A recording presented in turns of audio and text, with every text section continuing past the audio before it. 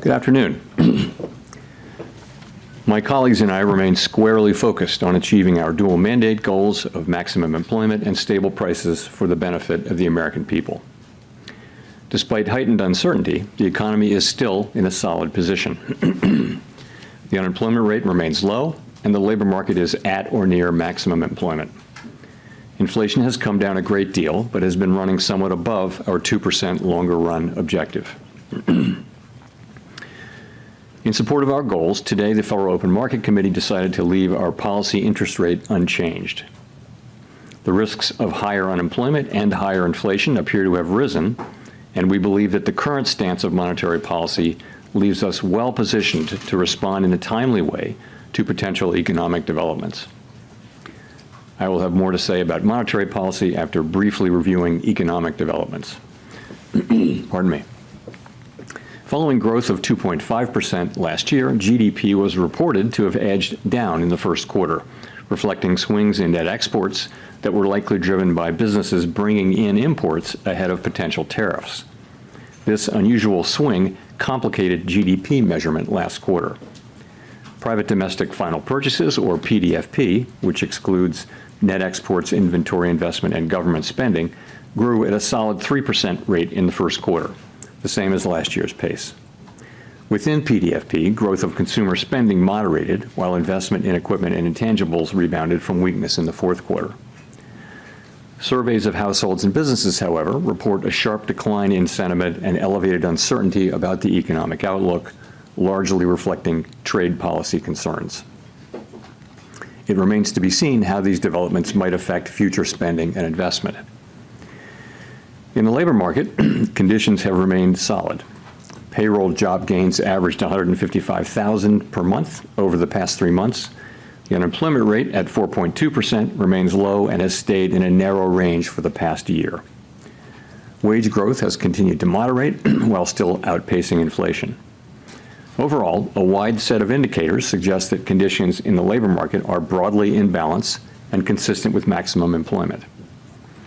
The labor market is not a source of significant inflationary pressures. Inflation has eased significantly from its highs in mid-2022, but remains somewhat elevated relative to our 2% longer run goal. Total PCE prices rose 2.3% over the 12 months ending in March. Excluding the volatile food and energy categories, core PCE prices rose 2.6%. Near-term measures of inflation expectations have moved up, as reflected in both market and survey-based measures. Survey respondents, including consumers, businesses, and professional forecasters, point to tariffs as the driving factor. Beyond the next year or so, however, most measures of longer-term expectations remain consistent with our 2% inflation goal. Our monetary policy actions are guided by our dual mandate to promote maximum employment and stable prices for the American people. At today's meeting, the committee decided to maintain the target range for the federal funds rate at 4.25% to 4.5% and to continue reducing the size of the balance sheet. The new administration is in the process of implementing substantial policy changes in 4 distinct areas: trade, immigration, fiscal policy, and regulation. The tariff increases announced so far have been significantly larger than anticipated. All of these policies are still evolving, however, and their effects on the economy remain highly uncertain. As economic conditions evolve, we'll continue to determine the appropriate stance of monetary policy based on the incoming data, the outlook, and the balance of risks. If the large increases in tariffs that have been announced are sustained, they're likely to generate a rise in inflation, a slowdown in economic growth, and an increase in unemployment. The effects on inflation could be short-lived, reflecting a one-time shift in the price level. It is also possible that the inflationary effects could instead be more persistent. Avoiding that outcome will depend on the size of the tariff effects, on how long it takes for them to pass through fully into prices, and ultimately on keeping longer-term inflation expectations well anchored. Our obligation is to keep longer-term inflation expectations well anchored and to prevent a one-time increase in the price level from becoming an ongoing inflation problem. As we act to meet that obligation, we'll balance our maximum employment and price stability mandates, keeping in mind that without price stability, we cannot achieve the long periods of strong labor market conditions that benefit all Americans. We may find ourselves in the challenging scenario in which our dual mandate goals are in tension. If that were to occur, we would consider how far the economy is from each goal and the potentially different time horizons over which those respective gaps would be anticipated to close. For the time being, we're well positioned to wait for greater clarity before considering any adjustments to our policy stance. At this meeting, the committee continued its discussions as part of our 5-year review of our monetary policy framework. We focused on inflation dynamics and the implications for our monetary policy strategy. Our review includes outreach and public events involving a wide range of parties, including Fed Listens events around the country and a research conference next week. Throughout this process, we're open to new ideas and critical feedback, and we will take on board lessons of the last 5 years in determining our findings. We intend to wrap up the review by late summer. The Fed has been assigned 2 goals for monetary policy: maximum employment and stable prices. We remain committed to supporting maximum employment, bringing inflation sustainably to our 2% goal, and keeping longer-term inflation expectations well anchored. Our success in delivering on these goals matters to all Americans. We understand that our actions affect communities, families, and businesses across the country. Everything we do is in service to our public mission. We at the Fed will do everything we can to achieve our maximum employment and price stability goals. Thank you. I look forward to your questions. Steve Leisman, CNBC. Thank you, Mr. Chairman, for taking my question. A lot has happened since the last meeting. There's been tariffs put on, tariffs taken off, and meanwhile, there's a bill advancing in Congress. And I just wonder if I could press you on the last part of your statement. Are you any closer now to deciding which side of the mandate is going to need urgent care first? Well, so as we noted in our statement, post-meeting statement, we've judged that the risks to higher employment and higher inflation have both risen. And this, by the way, of course, is compared to March. So that's what we can say. I don't think we can say, which way this will shake out. I think there's a great deal of uncertainty about, for example, where tariff policies are going to settle out. And also, when they do settle out, what will be the implications for the economy, for growth, and for employment? I think it's too early to know that. So, I mean, ultimately, we think our policy rate is in a good place to stay as we await further clarity on tariffs and ultimately their implications for the economy. Hearing you describe what you're looking for in terms of being able to make a decision, it sounded like that's a long-term process before you sound like you're going to be comfortable, or the committee would be comfortable to act on what the data is telling you. I don't think we know. I think if you look where we are today, we have an economy that, if you look through, the sort of distortions in Q1 GDP, you've still got an economy that looks like it's growing at a solid pace. The labor market appears to be solid. Inflation is running just a bit above 2%. So it's an economy that's been resilient and is in good shape. And our policy is sort of modestly or moderately restrictive. It's 100 basis points less restrictive than it was last fall. And so we think that leaves us in a good place to wait and see. We don't think we need to be in a hurry. We think we can be patient. We're going to be watching the data. The data may move quickly or slowly, but we do think we're in a good position where we are to let things evolve and become clearer in terms of what should be the monetary policy response. Nick. Nick Kimmerer of the Wall Street Journal. Chair Powell, there's naturally a lot of PTSD around 2021 supply shocks. But there are some who argue that the current situation has notable differences. Energy costs are down. Housing imbalances look nothing like they did 4 years ago. Labor demand appears to be gradually cooling, with wage growth running below 4%. What do you see right now that could nourish higher inflation beyond a rise in goods prices this year? I think the underlying inflation picture is good. It's what you see, which is inflation now running a bit above 2%. And we've had basically decent readings in housing services and non-housing services, which is a big part of it. So that part, I think, is is moving along well. But there's just so much that we don't know. I think, and we're in a good position to wait and see, is the thing. We don't have to be in a hurry. The economy has been resilient and is doing fairly well. Our policy is well positioned. The costs of waiting to see further are fairly low, we think. So that's what we're doing. And, you know, we'll see.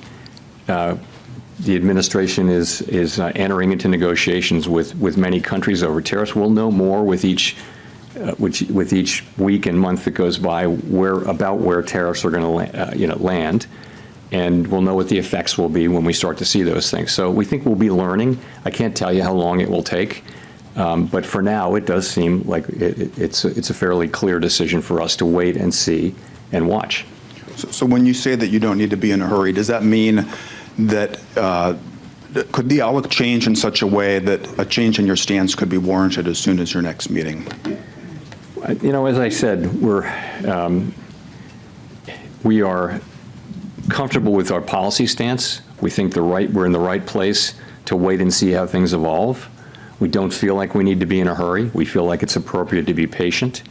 And you know, when things develop, of course, we have a record of we can move quickly when that's appropriate.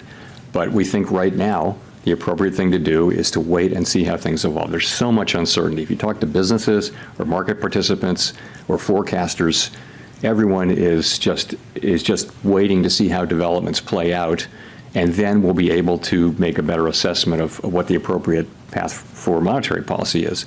So we're not in that place, and you know, as that develops. And I can't really give you a time frame on that. Janelle.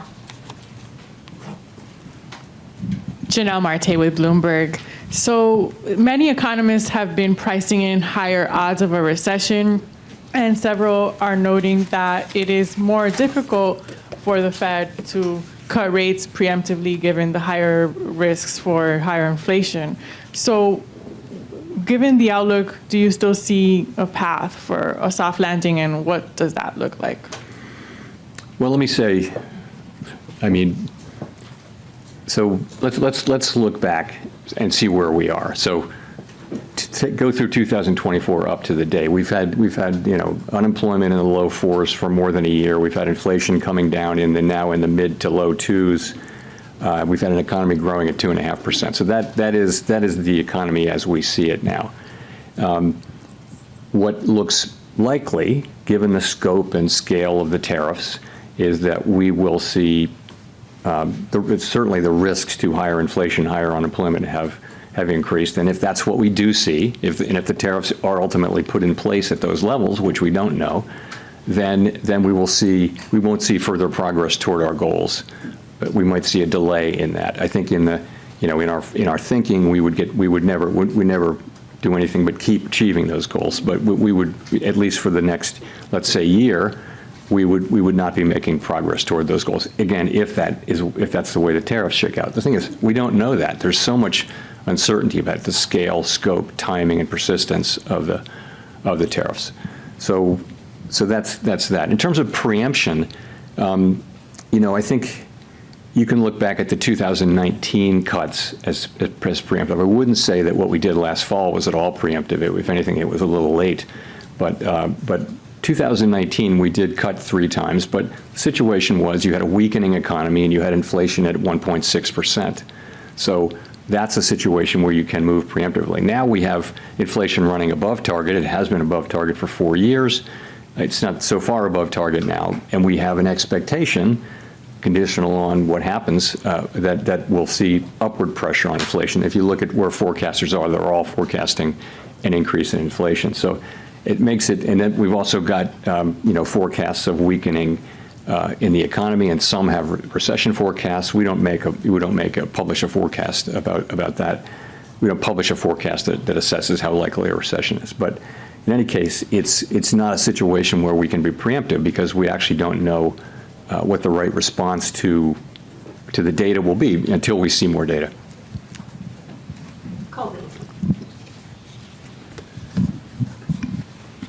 Colby Smith with the New York Times. How much weakness does the committee need to see, though, in the labor market and the economy more broadly to lower interest rates again? Is it about a certain increase in the unemployment rate over a period of time, or perhaps a certain number of negative monthly job reports? I mean, how are you making that assessment? You know, so first of all, we don't see that yet, right? We have 4.2% unemployment, good participation, wages behaving very well, participation, I mentioned, at a good level. So, you know, with the labor market, we would look at the totality of the data. We'd look at the level of the unemployment rate. We'd look at the speed with which it's changing. We would look at the whole huge array of labor market data to get a sense of whether conditions are really deteriorating or not. And at the same time, we'd be looking at the other side of the mandate. We could be in a position of having to balance those two things, which is, of course, a difficult balancing judgment that we'd have to make. On that point about balancing, I mean, you've mentioned that the committee would consider how far the economy is from each goal and the time it would take to kind of get back to that point. But what does that mean in practice? I mean, how much of that assessment will be rooted in a forecast versus data dependence? It would be a combination of the two. I mean, let's just say this would be a complicated and challenging judgment that we would have to make. Yeah, we're not in this situation, but the situation is if the two goals are in tension. So let's say that unemployment is moving up in an uncomfortable way, and so is inflation. Not the situation we're in, hypothetically, but we would look at how far they are from the goals, how far they're expected to be from the goals, what's the expected time to get back to their goals. We'd look at all those things and make a difficult judgment, and that's in our framework. It's always been in our thinking. You know, we haven't faced that question in a very long time. So again, difficult judgment to make, and not one that we face today, and we may never face it, but you know, we have to be keeping it in our thinking now. Edward. Thank you. Edward Lawrence with Fox Business. So we had the CPI report that came out that showed month over month the first decrease in inflation in about 3 years. The jobs report, you said, solid, that we saw. At the same time, we have those new tariffs that we're living under. So given this, should the Federal Reserve be cutting rates at all this year? You know, it's going to depend. I think you have to just take a step back and realize this is why we are where we are. Is you know, we're going to need to see how this evolves. There are cases in which it would be appropriate for us to cut rates this year. There are cases in which it wouldn't, and we just don't know until we know more about how this is going to settle out and what the economic implications are for employment, for inflation. I couldn't confidently say that I know what the appropriate path will be. So following on that, just, you know, so then how does President Trump calling on you personally, as well as the Federal Reserve, to make rate cuts affect your decision today and affect your job difficulty? Doesn't affect our doing our job at all. So we're always going to do the same thing, which is we're going to use our tools to foster maximum employment and price stability for the benefit of the American people. We're always going to consider only the economic data, the outlook, the balance of risks, and that's it. That's all we're going to consider. So it really doesn't affect either our job or the way we do it. Howard. Hi, Howard Schneider with Reuters, and thanks for the time.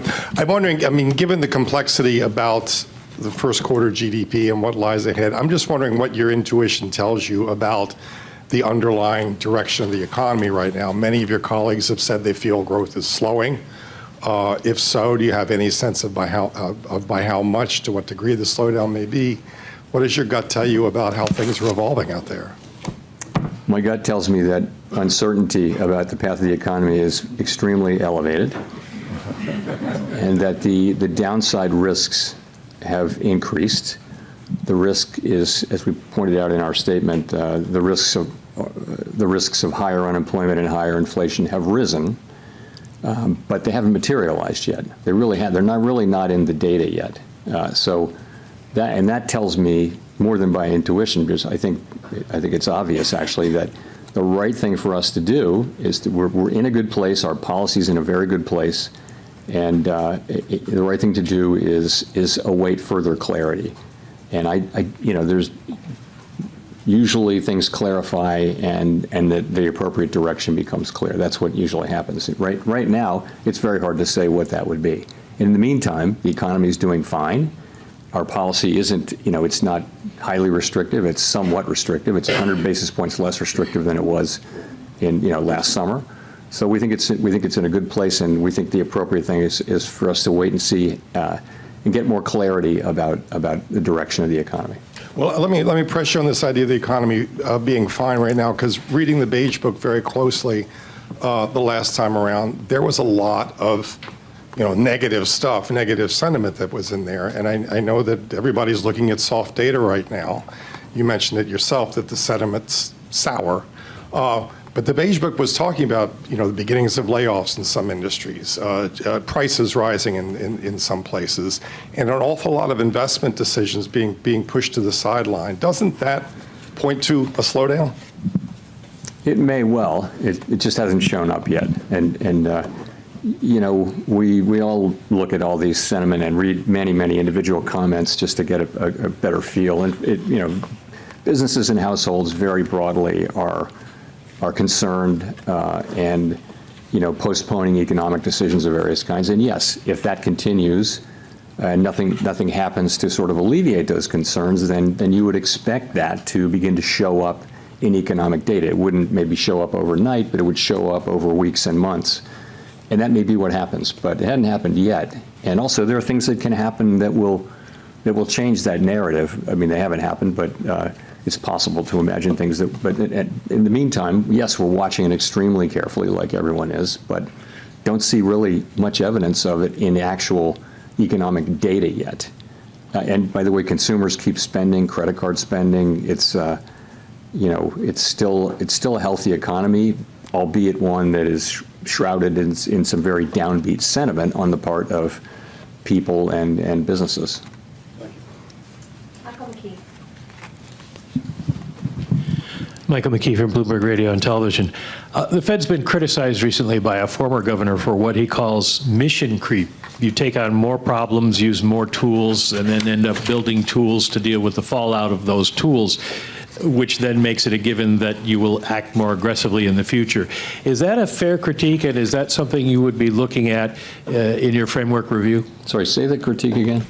That the Fed has been involved in mission creep, gets involved in using too many new tools to deal with problems and to go too far. Is that something that the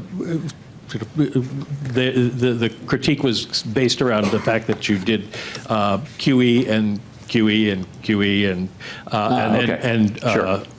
and went beyond the narrow confines of your mandate? So, well, I mean, there are a couple. That's not really beyond the confines of our mandate. Look, I would say this: we did things.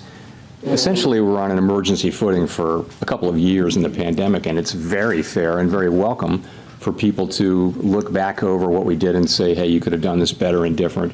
And one thing we hear a lot is we could have explained QE a little better. We did think we were explaining it in real time. I completely accept the thought that we could have explained it better. There's a lot of thinking that we went on too long with QE. I can tell you that the reason we did was we were concerned that we didn't want a sharp tightening in financial conditions at a time when we thought the economy was still vulnerable. And so we did hold on for a long time to QE, and we of course tapered and everything. And then we immediately went into QT, and we're down a couple of trillion. But I get we certainly, with the benefit of hindsight, could have tapered earlier or faster. That's absolutely right. But this is all very welcome. We knew doing this in real time that we weren't going to get it perfect, and those kind of after action kind of looks are essential, and we're doing the same thing in our review. So on some issues. The other part of that critique is that you've taken on topics that are outside of the mandate, such as climate change and trying to ensure that certain groups are benefited by your economic policies in terms of employment, et cetera. So, okay, on climate, you've heard me say over and over again that we will not be climate policymakers. and that our role on climate is a very, very narrow one. And I think that's what we've done. We've done really very little on climate. You can say that little bit that we've done was too much, but I wouldn't want to give any impression that you know we've taken climate and it's something that we're spending a lot of time and energy on. We're not. We have very, very narrow things. We did one guidance for the banks, and then we did a one-time stress analysis, climate stress analysis, and that's it. And you know, we dropped out of the network for greening the financial system. So we didn't do much on climate, but I do think, and I've said this publicly several times, I think it's a real danger for us to try to take on a mandate like that, which is very narrow application to our work. And you know, the risk is if you go for things that are really not on your mandate, you know, then why are you independent? And I think that's a very fair question. I do think we've done a whole lot less on climate than some people seem to think we did. Anyway, that's what I think. Should you have taken on the question of bringing unemployment rates down for specific categories? We didn't do that. You know, what we said was that we never targeted any unemployment rate for individual racial or demographic groups. What we said was that maximum employment was a broad and inclusive goal. And I think what we meant by that was we're going to consider the totality of the country as we look at our maximum employment goal. Of course, we were never going to target any individual group with that, but I think some people, you know, wanted to hear it that way, but that's not at all what we meant. So that's just not a correct reading of our, but I can see how, you know, maybe people found that confusing, and you know, we have to take that into consideration. Jolene. Hi, Chair Powell. Thanks for taking our questions today. I'm Jolene Kent with CBS News. You've said wait and see, and the economy is doing fine today, but the impact of tariffs are already showing up at the ports. Businesses, big and small, are telling us that they feel it, and most importantly, consumers say they feel it, that the challenges are here, and there's no waiting and seeing. For Main Street, what is the breaking point? What would have to happen to prompt a rate cut specifically? Well, you know, so we really don't see in the data yet big economic effects. We see sentiment, there are concerns that higher prices may be coming or things like that. So they're worried now about inflation. They're worried about the, you know, a shock from the tariffs, but they really haven't. That shock hasn't hit yet. Okay, so you know, we're going to be looking at the not just the sentiment data, but also the real economic data as we assess what it is we should do. And remember, there would be two effects. One of them would be weakening economic activity, which translates into higher unemployment, and the other would be potentially higher inflation. Again, to say it again, the timing, the scope, the scale, and the persistence of those effects are very, very uncertain. So it's not at all clear what the appropriate response for monetary policy is at this time. And and by the way, our policy is in a good place, so we think we can wait and move when it is clear what the right thing to do is. Really not at all clear what it is we should do. So people are feeling stress and concern, but unemployment hasn't gone up. Job creation is fine. Wages are in good shape. You know, people are not getting laid off at high levels. You know, initial claims for unemployment are not increasing. You know, in any kind of impressive way. So the economy itself is still, you know, in solid shape. Just a quick follow-up. President Trump now says he does not plan to remove you as chair. When you heard that, what did you think? I don't have anything more for you on that. I've pretty much covered that issue. Thank you. Chris. Hi, thank you. Chris Rugaber, Associated Press. Well, I just wanted to follow up. Earlier, it sounded like you said it was unclear how the Fed, you know, what kind of interest rate decisions you will make later this year. So does that, you know, in March, there was guidance that 2 cuts might happen, you know, 2 cuts were penciled in for this year. Is that now, that guidance from the last press conference, has that been overtaken by events at this point? You know, we don't do a summary of economic projections at every meeting, as you know. We do it every other meeting, and so this was the meeting when we didn't do it. And we don't also kind of poll people, so I really wouldn't want to try to make a specific projection for where we are relative to that. We will, in 6 weeks, we have the June meeting, and you'll have another SEP. I'm not going to hazard a guess here today as to what it would be.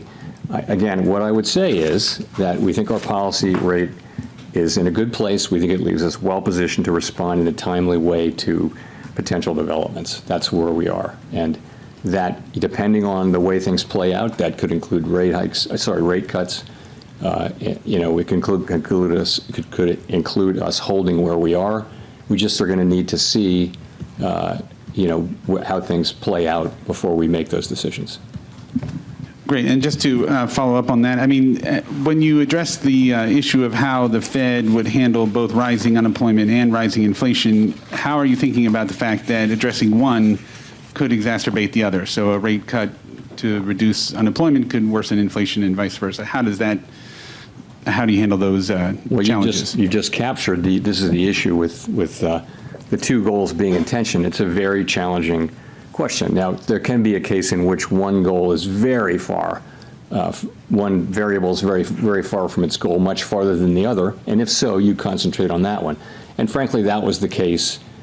Well, it wasn't a case where they were really in tension, but if you go back to 2022, it was very clear that we needed to focus on inflation. The labor market was also super tight, so it wasn't really a trade-off. I think what our framework document says. It says we'll look at how far each variable is from its goal, and also we'll factor in the time it would take to get there.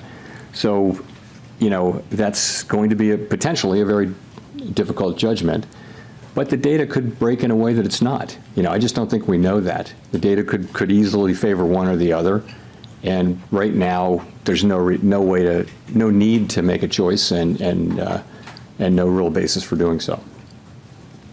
Victoria. Hi, Victoria Guido with Politico. I wanted to ask, Congress is currently debating spending cuts alongside extending the tax cuts. And I know you've talked many times about how the path of the debt is unsustainable, but given that we're also talking right now about the economy slowing, potentially even recession, I was just wondering, is there a danger that spending cuts now could slow growth a lot more? We don't give Congress fiscal advice.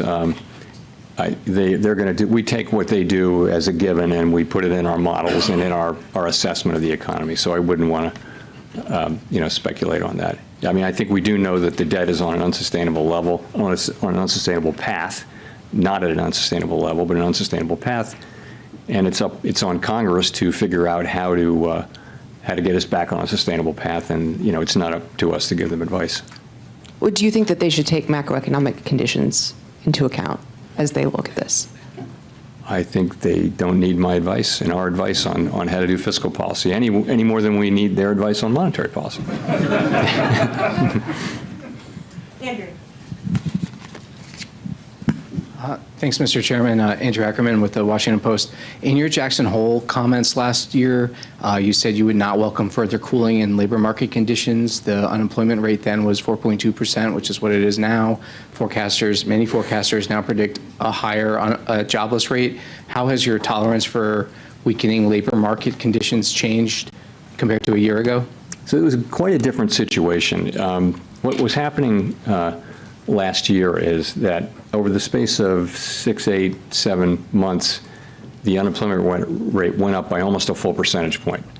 And it was click, click, click, click, click each month. And everywhere people were talking about downside risk to the labor market. At the same time, payroll job numbers were getting softer and softer. So there was a really obvious concern about downside risk to the labor market. And so at Jackson Hole and then in September, we wanted to address that forthrightly. We wanted to show that we were there we'd been there for inflation for a couple of years, and we wanted to show also that we're there for the labor market. And it was important that we send that signal. Fortunately, since then, the labor market has really, and the unemployment rate have really been moving sideways at a level that is, well in the range of mainstream estimates of maximum employment. So that concern has gotten a lot less. So, you're at 4.2% unemployment. I think we were in a very different situation. Now we have a situation where, the risks to higher inflation and higher unemployment have both gone up, as we noted in our statement, and we've got to monitor both of those. We actually have a potential situation where there may be a trade-off or tension between the two, potentially. We don't have it yet, and we may not have it, but that's what we have, and that's why I think it's a very different situation. I guess I want to follow up by asking how much of a rise in the jobless rate you could tolerate. Yeah, I can't give you I'm not going to try to give you a specific number. I'll just say we have to now be looking at both variables and which of them is demanding. If one of them is demanding our focus more than the other, that would tell us what to do with policy. If they're more or less equally distant and equally or not distant, then we don't have to make that assessment. The assessment is you wait. So I'm not going to try to be really specific about what we need to see in terms of a number. But if we did see significant deterioration in the labor market, of course that's one of our two variables, and we would look to be able to support that. You'd hope that it wasn't also coming at a time when inflation was getting very bad. And again, we're speculating here. We don't know this. We don't know any of these things. It's very hypothetical. We're just going to have to wait and see how it plays out. Thanks. Mayor.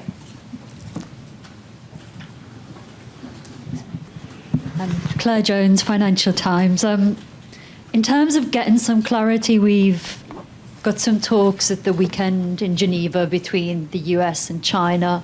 A lot of economists are attaching an awful lot of importance to what we hear from those talks. How much importance are you attaching to them in terms of judging what will happen to the US economy going forward? And just in a similar vein, some economists are saying it's days, not weeks, that we have until we start to put the US economy at risk of seeing the sort of pandemic era shortages and higher prices if we don't kind of soothe relations between the US and China. So it'd be good to have your view on that too. So, these are not talks that we're in any way involved in, so I really can't comment directly on them. So, but what I will say is this, we had, coming out of the March meeting, the public generally had an assessment of where tariffs were going, and then April 2 happened, and it was really substantially larger than anticipated in the forecasts that I had seen and in our forecasts. So, and now we have we're in a new phase where it seems to be we're entering a new phase where the administration is beginning talks with a number of our important trading partners, and that has the potential to change the picture materially or not. And so I think it's going to be very important how that shakes out. But we simply have to wait and see how it works out. It certainly could change the picture, and we're mindful of not trying to make conclusive judgments about what will happen at a time when the facts are changing. And just on the fall in shipping volumes from China over these tensions, do you share that concern that we could start seeing goods shortages and higher prices in the coming weeks if this isn't resolved very quickly? I don't want to get we shouldn't be involved even verbally in the questions about the timing of these things. Yes, of course we follow all that data.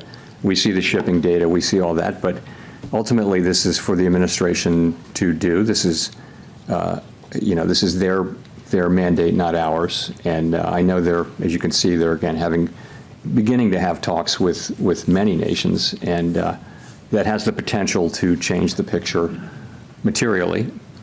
So we'll just have to wait and see.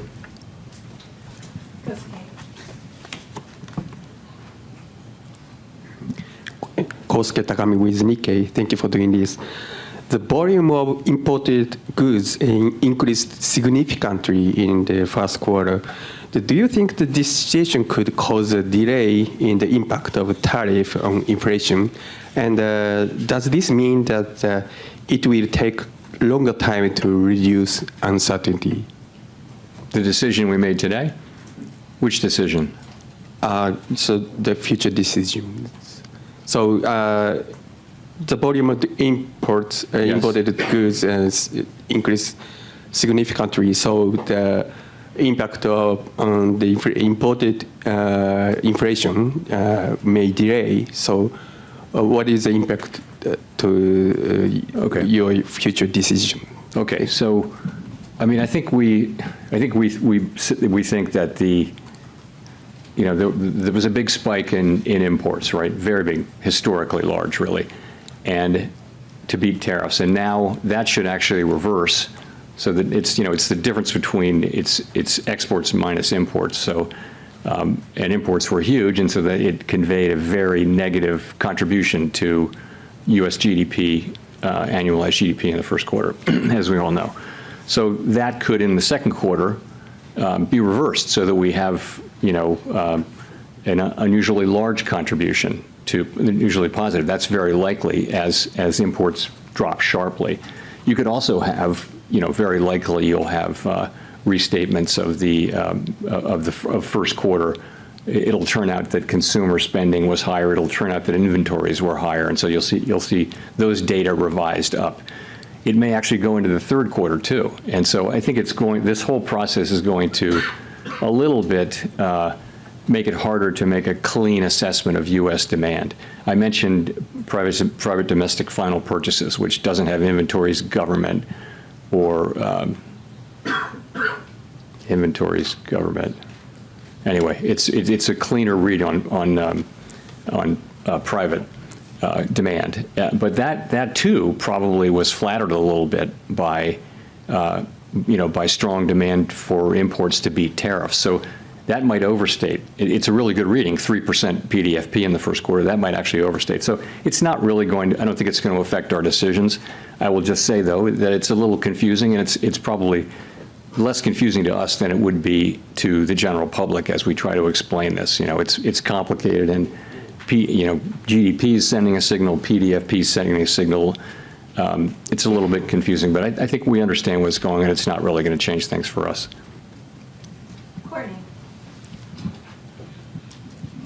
Courtney Brown from Axios. I guess, we talked about some of the indications of potential layoffs, price hikes, an economic slowdown, all being evident in the soft data. I'm curious why the Fed needs to wait for that to translate into hard data to, make any type of monetary policy decision, especially if the hard data is not as timely or might be warped by tariff-related effects. Are you worried that the soft data might be some sort of false warning? No, I mean, look at the state of the economies. The labor market is solid, inflation is low. We can afford to be patient as things unfold. There's no real cost to our waiting at this point. Also, the sense of it is, we're not sure what the right thing will be. There should be some increase in inflation. There should be some increase in unemployment. Those call for different responses. And so until we know, potentially call for different responses. And so, until we know more, we have the ability to wait and see. And it seems to be a pretty clear decision. Everyone on the committee supported waiting.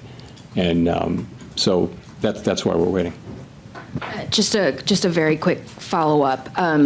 There was this sort of vibe session, if you will, where the sentiments expressed in soft data did not translate into the hard economic data. How are you thinking about that when interpreting some of the signs in the softer survey data?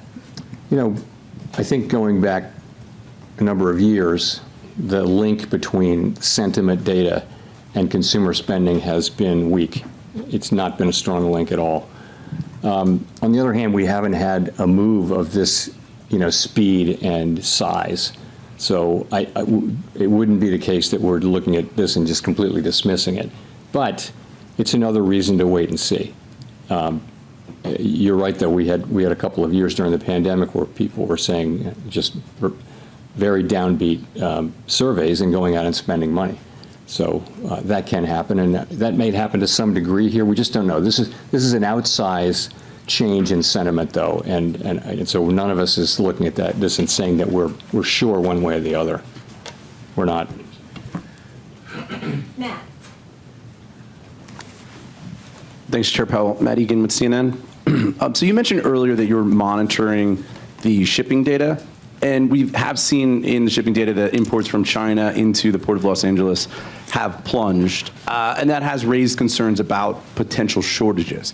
What tools, if any, does the Fed have to ensure that prices and inflation expectations don't get out of hand if tariffs do cause significant supply chain disruptions? I mean, we don't have, the kind of tools that are good at dealing with supply chain problems. We don't have that at all. That's a job for the administration and for the private sector more than anything. What we can do with our interest rate tool is we can be more or less supportive of demand, and that'd be a very inefficient way to try to fix supply chain problems.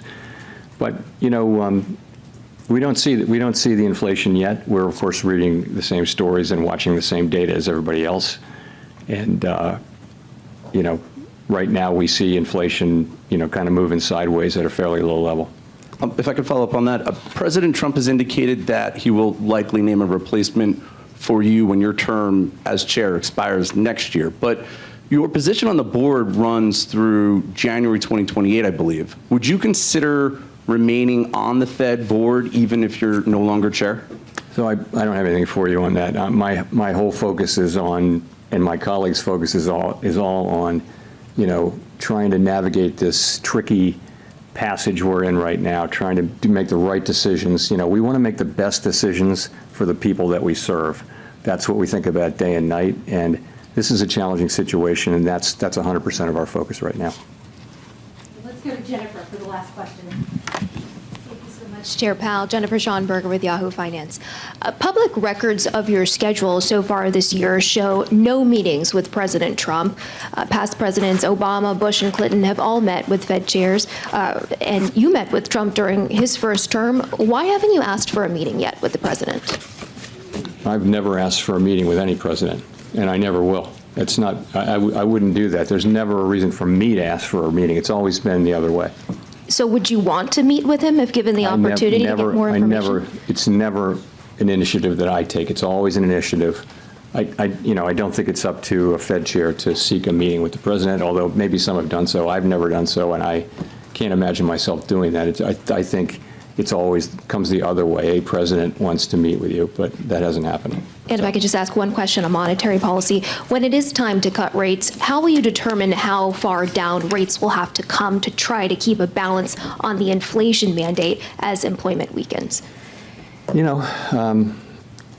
think once you have a clear direction, you can make a judgment about how fast to move and that kind of thing. So it's really the harder question is the timing, I think, and when will that become clear? And fortunately, as I mentioned, we have our policy in a good place, the economy's in a good place, and it's really appropriate, we think, for us to be patient and wait for things to unfold as we get more clarity about what we should do. Thanks very much.